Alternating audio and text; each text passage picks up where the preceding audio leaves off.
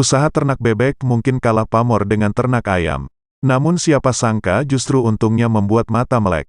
Bukan hanya hasil dari daging bebek yang harganya lebih mahal ketimbang ayam, bahkan olahan telur bebek pun seperti telur asin, kini sudah mampu menembus pasar ekspor. Peluang usaha ternak bebek menurut peneliti, dari Balai Penelitian Ternak, Badan Litbang Pertanian, Dr. Maijon Purba Sarjana Sain, Magister Sain, peluang usaha ternak bebek yang cukup terbuka lebar. Apalagi pasar penjualan bebek juga sangat besar, terlihat dari permintaan ekspor dari produk bebek, khususnya telur asin semakin terbuka lebar. Bahkan restoran dan rumah makan yang spesial menyediakan menu bebek semakin banyak. Beliau mengatakan, karena banyaknya masyarakat yang sadar untuk kebutuhan gizi mereka, sehingga masyarakat banyak yang berbondong-bondong mengonsumsi makanan yang bergizi, seperti mengonsumsi telur dan daging unggas, termasuk itik yang menjadikan pilihan tersendiri, karena dapat meningkatkan imunitas.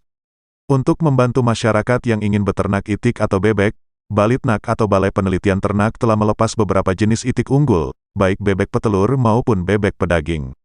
Apa saja jenis bebek atau itik petelur dan pedaging yang menjadi unggulan di Balai Penelitian Ternak yang dapat dibudidayakan oleh masyarakat, yaitu seperti 1. Itik unggul Alabi Master Agrinak atau itik Alabio. Asal-usul itik tersebut dari Amuntai, Kalimantan Selatan. Umur pertama bertelur 24 minggu dan rata-rata produksi telur 65 sampai dengan 88 butir per tahun. 2. Itik Mojo Master Agrinak atau itik Mojosari. Itik ini berasal dari Mojosari, Mojokerto, Jawa Timur. Umur pertama bertelur pada umur 24 minggu dengan produksi telur 68 sampai dengan 69 butir per tahun. 3. Itik Master atau sering disebut itik hybrida.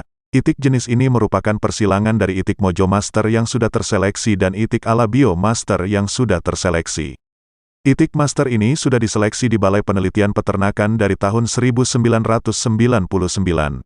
Kelebihan dari itik Master ini yaitu, bertelur pada umur 20 sampai dengan 22 minggu dengan produksi mencapai 260 butir per tahun. Itik Master ini kini banyak diternakan di kalangan masyarakat. 4. Jenis itik pedaging yang merupakan hasil persilangan itik Peking jantan dengan itik betina Mojosari putih. Kelebihan itik ini, pada umur 8 minggu beratnya rata-rata mencapai 1.700 gram per ekor, dan pertambahan berat badannya pada umur 12 minggu, mencapai rata-rata 2.300 gram per ekor.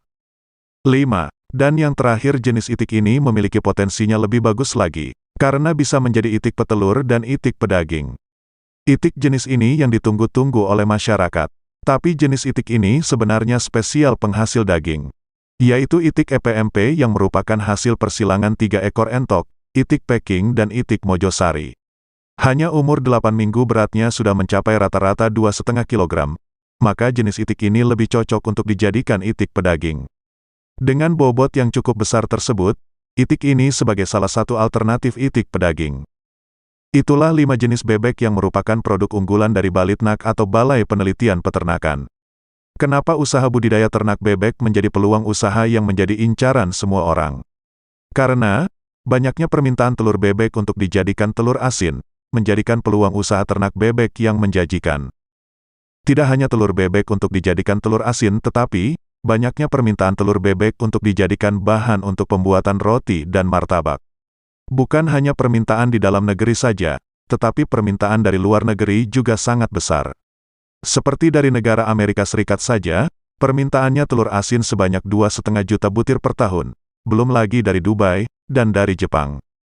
Belum lama ini, negara Australia juga sudah ada permintaan telur asin. Mereka meminta kualitas dengan mutu yang terbaik. Karena itu untuk memenuhi permintaan telur asin untuk ekspor, dan pasar penjualannya masih sangat luas. Bahkan menjadi peluang bisnis bagi pelaku usaha di dalam negeri. Hal ini yang disayangkan oleh teman-teman saya dari Dinas Peternakan dan pelaku pengusaha ekspor telur asin. Untuk di Indonesia memang banyak yang memproduksi telur bebek untuk dijadikan telur asin, tetapi kualitasnya masih kurang baik, dan warna kuning telurnya masih kurang sesuai dengan standar permintaan.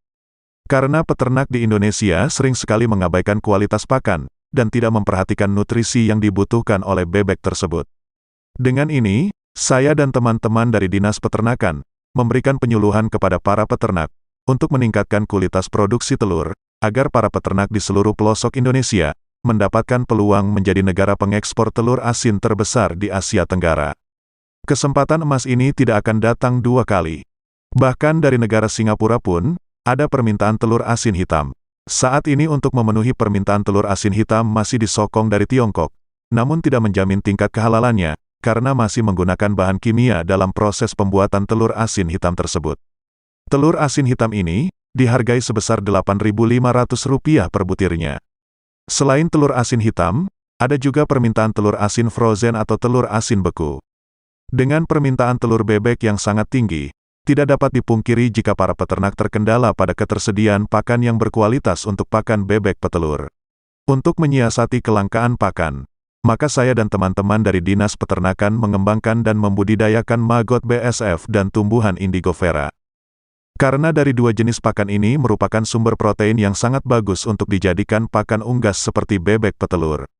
Jika Anda ingin menjadi salah satu pengusaha yang sukses sebagai peternak bebek petelur dan berpeluang telur-telurnya dapat diekspor, maka kita rubah mindset atau jalan pikir kita untuk memberikan ternak kita dengan pakan yang berkualitas. Tidak perlu memberikan pakan yang mahal, tetapi ada pakan yang super murah, dengan kualitas yang tidak kalah dengan pakan buatan pabrik.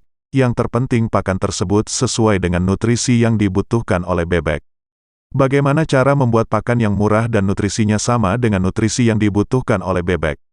Lihat link videonya di deskripsi. Di video tersebut banyak sekali yang mengulas tentang pakan alternatif yang murah dan bernutrisi tinggi dan dengan perhitungan menggunakan metode linier. Maka, mulai sekarang jangan lagi membuat pakan bebek petelur yang asal-asalan lagi. Agar Anda berpeluang menjadi pengusaha ternak bebek yang sukses, dan menjadi distributor telur bebek terbesar di daerah Anda. Di setiap video yang diupload di channel ini, sering sekali saya mengatakan, jangan membuat pakan yang asal-asalan, dan sering kali saya mengatakan jangan sekali-kali mengganti-ganti komposisi pakan. Jika Anda sering membuat ransum pakan yang asal-asalan, dan sering sekali mengganti-ganti komposisi pakan, maka, Anda harus bersiap diri, jika usaha Anda akan rugi, dan usaha Anda akan lebih cepat untuk gulung tikar alias bangkrut. Sebelum itu terjadi, maka sebaiknya Anda jangan lagi memberi pakan yang asal-asalan, dan mengganti-ganti komposisi pada ransum pakan. Di setiap pembuatan ransum pakan harus ada perhitungannya, apakah sesuai atau tidak dengan nutrisi yang dibutuhkan oleh bebek petelur. Bagaimana? Apakah Anda tertarik menjadi pengusaha ternak bebek dan distributor telur bebek? Jika Anda tertarik dan ingin memulai usaha ternak bebek, maka Anda harus mencari informasi sebanyak-banyaknya agar Anda tidak terjatuh di jurang kehancuran, karena hancur itu sangat menyakitkan. Terima kasih Anda sudah menonton video ini, dan semoga yang menonton video ini dari awal hingga akhir, dan juga